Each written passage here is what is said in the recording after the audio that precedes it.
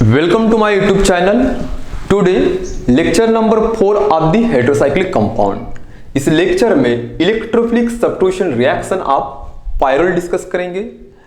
Pyrrole का एक simple structure, there is the structure of the pyrrole. इस pyrrole के स्ट्रक्चर में इलेक्ट्रोफिलिक सब्स्टिट्यूशन रिएक्शन परफॉर्म होंगी। नंबरिंग पायरोल की 1, 2, 3, 4 एंड 5। यहाँ पे कार्बन 2 पोजीशन में कार्बन हुआ करेगा, 3 पे भी कार्बन हुआ करेगा, 4th पे भी कार्बन है, 5th पे भी कार्बन है और 1st पे नाइट्रोजन है एज ए हेटेरोएटम। हर कोई कार्बन के बीच में डबल बॉन्ड है। ओके, और यहाँ पे देखिए कि ये जो पायरोल का स्ट्रक्चर है, इस पायरोल की स्ट्रक्चर में अगर इलेक्ट्रोफिल ऐड करते तो इलेक्ट्रोफिल इजीली आके इस पायरोल के ऊपर रिएक्शन परफॉर्म करेगा। तो परफॉर्म करेगा तो यहाँ पे पायरोल के स्ट्रक्चर में वेरियस पोजीशन है। ये 2 पोजीशन को हम अल्फा पोजीशन बोलेंगे और 3 को हम बीटा बोलेंगे। तो पायरोल के स्ट्रक्चर में इलेक्ट्रोफिल जैसा अटैक करेगा तो इसका अल्फा पोजीशन का हाइड्रोजन निकाल के इलेक्ट्रोफिल अपने आप को बाइंड करेगा। तो ये पे जो कंपाउंड बनेगा इसको हम अल्टीमेटली 2 सब्स्टिट्यूटेड पायरोल बोला करेंगे। अब देखो ये रहा अपना इलेक्ट्रोफिल। पायरोल के सेकंड पोजीशन का हाइड्रोजन सब्स्टिट्यूट करके इलेक्ट्रोफिल को ऐड कर रहा है। ये बनेगा आपका 2 सब्स्टिट्यूटेड पायरोल। अल्फा पोजीशन भी रिस्पॉन्सिबल है रिएक्शन परफॉर्म करने के लिए, उसके अलावा बीटा पोजीशन भी है। बीटा पे जब रिएक्शन होगी तो ये आपके आगे प्रोडक्ट क्या बनेगा, दैट इज दी 3rd पे इलेक्ट्रोफिल अटैक करेगा और ये जो कंपाउंड बनेगा इसको बोलेंगे अपन 3 सब्स्टिट्यूटेड पायरोल बोला करेंगे। ओके, अब देखो ये अल्टीमेटली सब्स्टिट्यूटेड रिएक्शन है। इसको सब्स्टिट्यूटेड रिएक्शन क्यों बोला गया, क्योंकि पायरोल अपने में से हाइड्रोजन को निकाल रहा है और इलेक्ट्रोफिल को ऐड कर रहा है। रिप्लेसमेंट जब होता है तो उसको बोलेंगे अपन सब्स्टिट्यूशन। लेकिन सब्स्टिट्यूशन किसके थ्रू हो रहा है, by using of the electrophile करके इसको बोलेंगे अपन इलेक्ट्रोफिलिक सब्स्टिट्यूशन रिएक्शन। जब इलेक्ट्रोफिल पायरोल के ऊपर अटैक करेगा तो इसके पास अल्फा कार्बन अल्फा पोजीशन है और बीटा पोजीशन है। तो दोनों प्रोडक्ट बनेगा। अल्फा के ऊपर रिएक्शन हुआ तो 2 सब्स्टिट्यूटेड पायरोल बनेगा और बीटा के ऊपर इलेक्ट्रोफिल ने अटैक किया तो 3 सब्स्टिट्यूटेड पायरोल बनेगा। तो इन दोनों कंपाउंड में ये जो है 2 सब्स्टिट्यूटेड कंपाउंड ये वेल स्टेबल है और ये जो 3 सब्स्टिट्यूटेड कंपाउंड है उतना स्टेबल कंपाउंड नहीं हुआ करता है, यानी they are the unstable compound. Basically जब भी इलेक्ट्रोफिल पायरोल के ऊपर अटैक करेगा तो 2 सब्स्टिट्यूटेड पायरोल फॉर्म होगा, 3 सब्स्टिट्यूटेड पायरोल के चांसेस बहुत कम होते हैं। तो कुल मिला के इलेक्ट्रोफिलिक सब्स्टिट्यूशन रिएक्शन पायरोल के अल्फा पोजीशन में पॉसिबल है, बीटा पोजीशन पे इम्पॉसिबल है। अब इसके पीछे रीजन क्या है, इसके पीछे रीजन है रेजोनेंस स्ट्रक्चर। एक एग्जाम में क्वेश्चन पूछा करता है electrophilic substitution reaction basically favour at alpha positions और position 2 in a pyrrole, why justify. यही प्रोडक्ट क्यों बनता है, ये क्यों नहीं बनता है, इसका अपन अभी आंसर निकालेंगे। ये आपके आगे क्वेश्चन रहा। तो अपन इसका आंसर बहुत ही सिंपल तरीके से डिस्कस करने वाले और इसका आंसर रेजोनेंस स्ट्रक्चर के मुताबिक फॉर्म होता है। तो इलेक्ट्रोफिल को पायरोल के साथ रिएक्ट करेंगे जिससे हम अल्फा के ऊपर भी रिएक्शन दिखाएंगे और बीटा के ऊपर।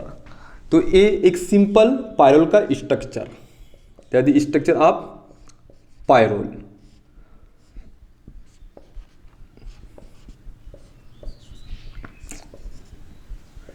दे आर दी पायरोल। इसके साथ इलेक्ट्रोफिल अटैक करेगा। अब इलेक्ट्रोफिल की खासियत क्या होती है, ये इलेक्ट्रॉन डिफिशिएंट होता है। ये अल्फा हो गया और ये बीटा हो गया। तो इलेक्ट्रोफिल दोनों कार्बन पे अटैक करेगा। फर्स्ट अल्फा पे ऊपर अटैक दिखाएंगे और सेकंड हम बीटा के ऊपर अटैक करेंगे। ये alpha attack and there the beta attack. Okay, जैसा अल्फा कार्बन पे इलेक्ट्रोफिल अटैक करेगा तो ये 2 कार्बन के बीच में जो डबल बॉन्ड है इनमें से पाई बॉन्ड ब्रेक होगा और पाई बॉन्ड ब्रेक होने के बाद ये बॉन्ड इस इलेक्ट्रोफिल से बॉन्ड फॉर्म करेगा, यानी ये इस प्रकार का स्ट्रक्चर आपको दिखेगा। यहाँ पे इलेक्ट्रोफिल ऐड होगा, तो ये पाई बॉन्ड अपने अंदर ब्रेक होगा, इधर कोई ब्रेकिंग नहीं हो रही है, ये पाई बॉन्ड अपने अंदर ब्रेक हो रहा है। जैसा ब्रेक हुआ तो ये जो कार्बन है ये अब कार्ब कटायन बनेगा, तो यहाँ पे इलेक्ट्रो पॉजिटिव चार्ज फॉर्म होगा। अब देखो एक्चुअली कार्बन क्या होता है, टेट्रावैलेंट। यहाँ पे कार्बन की वैलेंसी 4 है, 1 2 3 4। यहाँ पे कार्बन क्या हो गया, ट्राइवैलेंट, 1 2 3। टेट्रावैलेंट होने से कार्बन के पास 8 इलेक्ट्रॉन होते हैं, यानी कार्बन अपने अंदर ऑक्टेट है। अब ट्राइवैलेंट होने से क्या हो रहा है, कार्बन के पास कुल मिला के 6 इलेक्ट्रॉन है, और कार्बन के पास 6 इलेक्ट्रॉन और पॉजिटिव चार्ज होता है, तब कार्बन कार्बन नहीं होता, कार्ब कटायन बनेगा। और ये कार्ब कटायन बन के आपका रेजोनेंस स्ट्रक्चर फोर्स्ड फॉर्म हुआ। अब इसको, इस कार्बन को स्टेबलाइज करना है, कार्ब कटायन को डिसअपियर करना है, तो इसको स्टेबलाइज करने के लिए अब ये दो कार्बन के बीच का बॉन्ड, ये पाई बॉन्ड ब्रेक होगा और यहाँ पे बॉन्डिंग करेगा। जब यहाँ पे बॉन्डिंग करेगा तो यहाँ पे स्ट्रक्चर सेकंड फॉर्म होगा, और सेकंड स्ट्रक्चर आपको इस टाइप का दिखेगा। ये इलेक्ट्रोफिल यहाँ पे जैसा एज इट इज रहेगा। यहाँ पे अब ये जो कार्बन जो था ये ट्राइवैलेंट था, अब यहाँ पे कार्बन टेट्रावैलेंट हो गया, 1 2 3 4, यानी कार्ब कटायन जो था वो क्या हो गया, डिसअपियर। लेकिन ये जो कार्बन है इसका यहाँ से बॉन्ड जाने से ये अब कार्ब कटायन बन चुका है, this is the making of the carb cation. Okay, यहाँ पे आपको एक कार्ब कटायन फॉर्म होते दिखेगा। ओके, अब इस यहाँ पे इस कार्बन के ऊपर कटायन फॉर्म हो चुका है, इसको बोलेंगे अपन कार्ब कटायन। ये हो गया स्ट्रक्चर नंबर सेकंड। अब इसको अगर स्टेबल कर, ये कार्ब कटायन को अगर स्टेबल करना है, ये अनस्टेबल है। ओके, इस कार्ब कटायन को डिसअपियर करना है, तो नाइट्रोजन के पास पेयर ऑफ इलेक्ट्रॉन हुआ करते हैं। तो ये नाइट्रोजन की स्ट्रक्चर में पेयर ऑफ इलेक्ट्रॉन है, ये पेयर ऑफ इलेक्ट्रॉन यहाँ पे आके बॉन्ड बनाएंगे और ये आपके आगे एक प्रोडक्ट बनेगा, दैट इज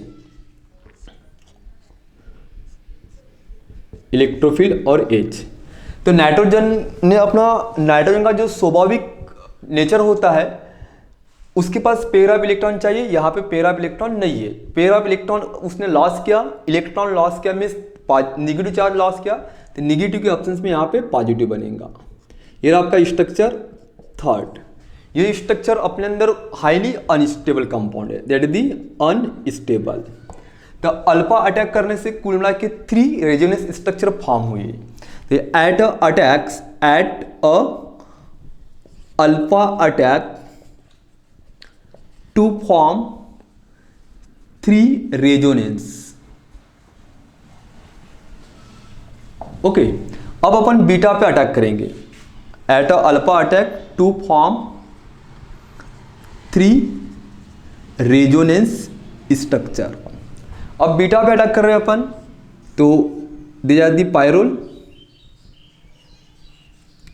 ओके, ये रहा पायरोल का स्ट्रक्चर। अब इलेक्ट्रोफिल बीटा पे अटैक होगा तो ये बॉन्ड ब्रेक होगा, राइट्स। यहाँ पे इलेक्ट्रोफिल आएगा, यहाँ पे एच जैसा का वैसा रहेगा। तो उस समय ये जो कार्बन है, यहाँ पे ये कार्बन टेट्रावैलेंट है, यहाँ पे ट्रावैलेंट बनेगा 6 इलेक्ट्रॉन, तो ये कार्बन कार्ब कटायन बनेगा। अब ये रहा आपका स्ट्रक्चर फर्स्ट। इस कार्ब कटायन को अगर स्टेबल करना है तो इसके पेयर ऑफ इलेक्ट्रॉन यहाँ पे आके बॉन्ड फॉर्म करेगा, और स्ट्रक्चर फर्स्ट से अब स्ट्रक्चर सेकंड बनेगा। तो होगा यू कि ये आपके आगे रहेगा structure, just like to here that's. Okay, तो यहाँ पे डबल बॉन्ड बनेगा, ये जैसा का वैसा रहेगा, और ये जो कार्ब कटायन जो बना था, अब कार्ब कटायन डिसअपियर हो गया, और इस नाइट्रोजन के ऊपर पेयर ऑफ इलेक्ट्रॉन लॉस होने से अब नाइट्रोजन के ऊपर रहेगा इलेक्ट्रो पॉजिटिव चार्ज। तो इसमें अगर इलेक्ट्रोफिल ने, जब इलेक्ट्रोफिल बीटा पे अटैक हुआ तब कुल मिला के 2 ही कॉन्ट्रीब्यूटिंग स्ट्रक्चर फॉर्म हुए, इसके बाद थर्ड स्ट्रक्चर नहीं बनेगा। जब इलेक्ट्रोफिल अल्फा पे अटैक हुआ तब 3 कॉन्ट्रीब्यूटिंग स्ट्रक्चर फॉर्म हुए, ठीक है। तो at a beta attack to form 2 resonance structure, 2 resonance structure. इन 3 में 2 स्टेबल है और एक अनस्टेबल है। इन 2 में ये जो सेकंड है ये क्या होगा, अनस्टेबल। इनको अनस्टेबल क्यों बोला गया, क्योंकि नाइट्रोजन के पास नाइट्रोजन इलेक्ट्रोनेगेटिव होता है, पेयर ऑफ इलेक्ट्रॉन होते हैं, वो यहाँ पे नहीं है करके ये नेगेटिव पॉजिटिव बन गया। करके वो अनस्टेबल है। बीटा पे अटैक होने से दो रेजोनेंस फॉर्म हुए, दो में से वन स्टेबल है, वन अनस्टेबल है। कुल मिला के कहना ऐसा है कि इलेक्ट्रोफिलिक सब्स्टिट्यूशन रिएक्शन अल्फा पे क्यों होती है, क्योंकि इसके अल्फा पे अटैक होने के बाद 3 रेजोनेंस फॉर्म होते और बीटा पे अटैक होने के बाद 2 ही रेजोनेंस फॉर्म होते। मैक्सिमम रेजोनेंस स्ट्रक्चर अल्फा पे दिख रहे करके रिएक्शन ये अल्फा पे पॉसिबल है। तो ये रहा उसका एक जवाब। अब इसको एक्सप्लेन करना है। The electrophilic substitution reaction in a pyrrole basically favour eight a alpha position because the electrophile attack an alpha position to making of the 3 resonance structure. In case of the electrophile attack at a beta position making of the 2 resonance structure, when maximum resonance structure making at a alpha position, that's why electrophilic substitution reaction taking place at a alpha position of pyrrole. Forced to take your screenshot. Okay.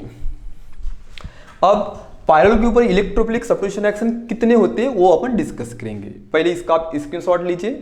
Okay,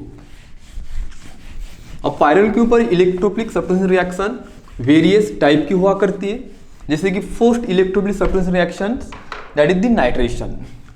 तो first इसके ऊपर जो होती है reaction that is the nitration. Nitration में nitro group add होगा। Okay, तो ये रहा एक पायरोल का simple structure, structure of the pyrrole. इसके ऊपर नाइट्रिक एसिड ऐड करेंगे। Pyrrole react with the nitric acid HONO2। Shortcut में अपन इसको ऐसा राइट कर सकते हैं।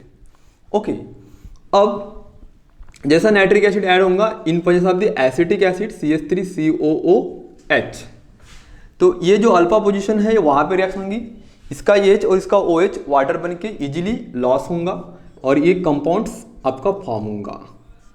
तो इसमें क्या हो रहा है, कार्बन नंबर जो पोजीशन है सेकंड अल्फा पोजीशन, अल्फा पे नाइट्रो ग्रुप ऐड होगा और ये आपका कंपाउंड बनेगा, प्लस यहाँ पे क्या बनेगा H एंड OH, इसको अपन अल्टीमेटली H2O बोलेंगे।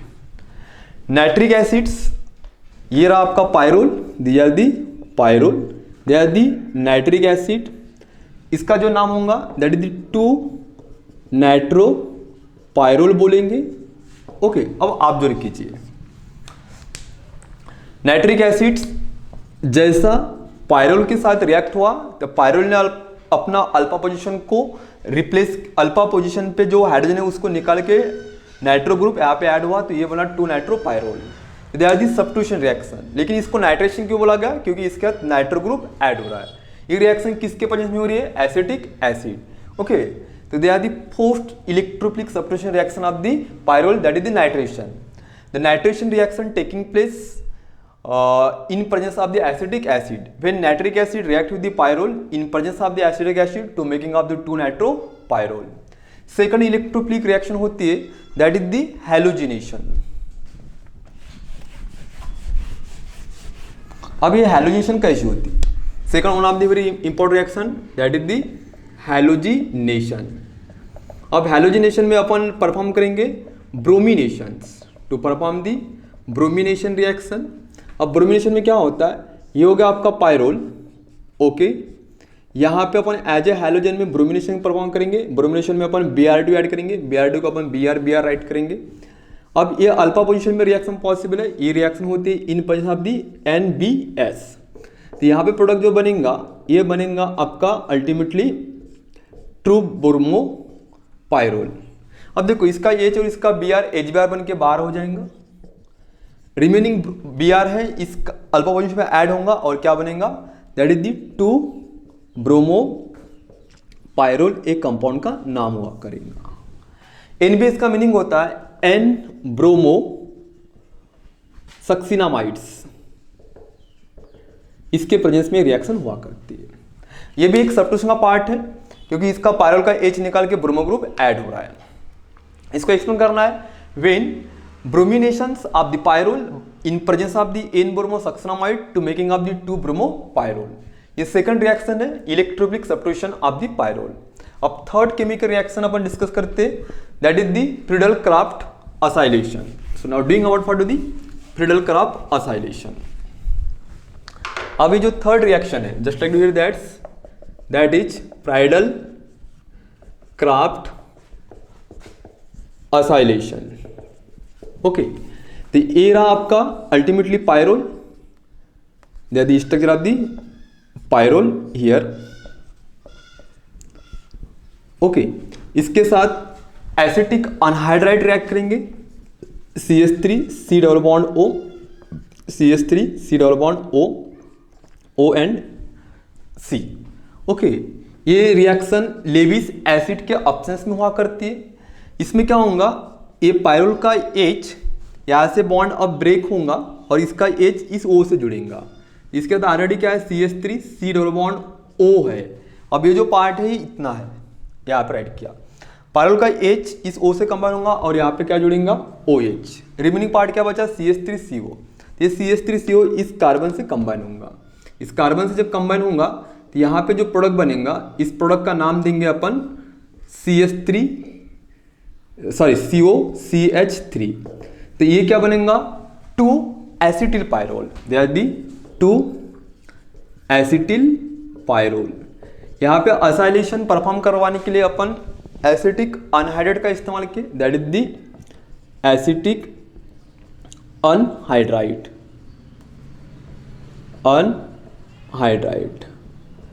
ये क्या है आपका, पायरोल है, that the pyrrole. Okay, that the Friedel-Crafts oscillations when the pyrrole react with the acidic anhydride to making of the 2 acetyl pyrrole। Pyrrole के स्ट्रक्चर में 2 पे क्या लगा है आपका, एसिटिल। एक फोर्थ केमिकल रिएक्शन होती है as a electrophile substitution reaction, that is the sulphonations. तो अब अपन फोर्थ केमिकल रिएक्शन डिस्कस कर रहे हैं, one of the very important, that is sulphonation. Reaction number 4, that is the sulphonation. अब इसमें क्या होता है, सल्फोनिल ग्रुप ऐड होगा। ये हो गया आपका पायरोल। ओके, ये पायरोल के स्ट्रक्चर में हम SO3 सल्फर ट्राइऑक्साइड ऐड करेंगे इन प्रेजेंस ऑफ द पायरिडीन। ये रिएक्शन पायरिडीन के प्रेजेंस में होंगी। इसमें क्या होगा, इसका H सब्स्टिट्यूट होकर यहाँ पे जो कंपाउंड बनेगा, ये अल्टीमेटली जो बनेगा दैट इज